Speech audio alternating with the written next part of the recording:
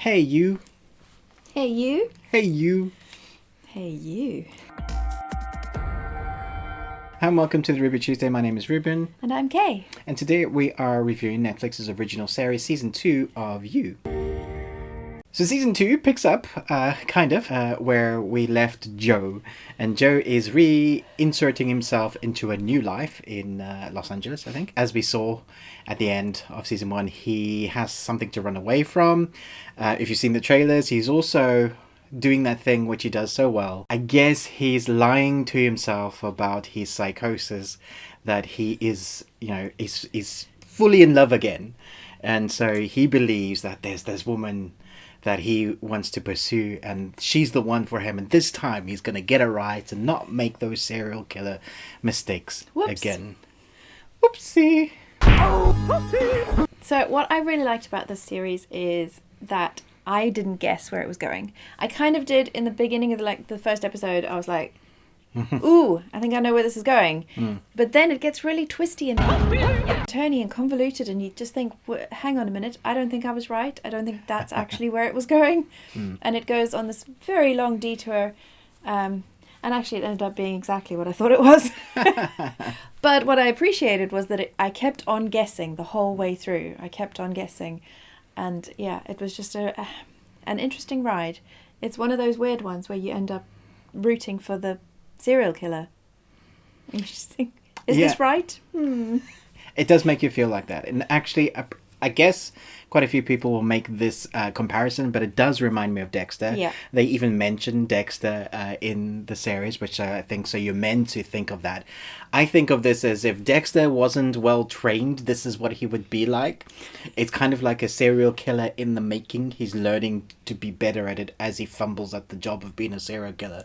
Yeah. And he's deluding himself that he is one almost because he justifies... That he isn't one. Yeah, that he isn't one, because he justifies things that have happened.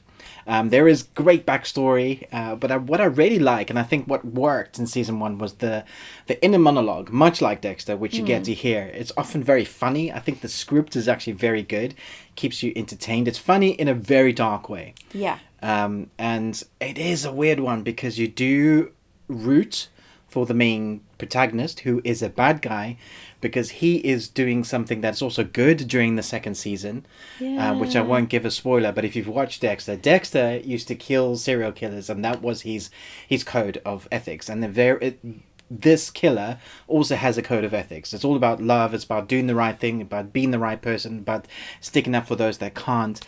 So he has this code, and it's interesting to see how he justifies him living this life.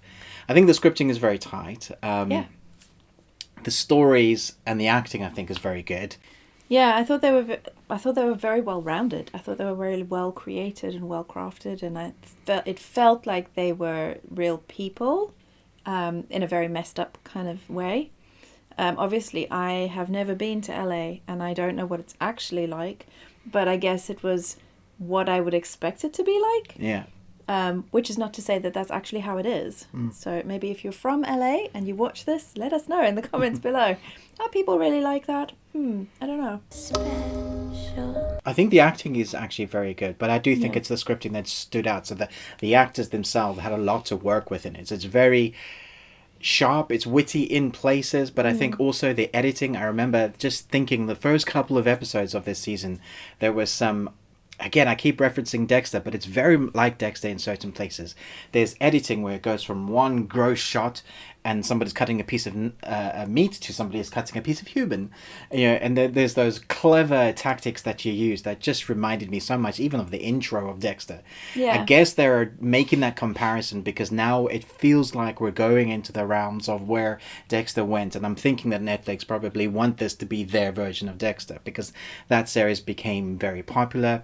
It's weird to want to like or root for the protagonist who is a bad guy. And you kind of want to know where it's going to happen. It's like a morbid curiosity. You feel wrong about like rooting for this bad guy, but you also like, if he gets caught, that's right. Yes. But yeah, you also kind of feel sorry for him. Yeah. Because he does tend to accidentally kill people. You just think, dude. It reminded me a little Why bit does this keep happening? of Dale and Tucker versus Evil or something, where these people just keep on throwing themselves and then scared from these characters. It's almost comedic in that way. It's not. Yeah. It's not No, obviously it's not not the like same. that, but it does. It's just like, why do people keep dying around me? Like he doesn't want that to happen.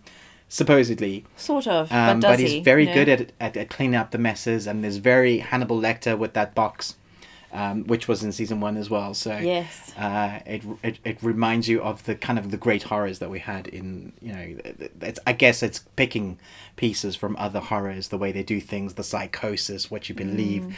I think the actor himself plays it very well. Yeah. I think he's a likable guy, and if you didn't know, I mean, I guess that's why everybody likes him, kind of like Norman Bates.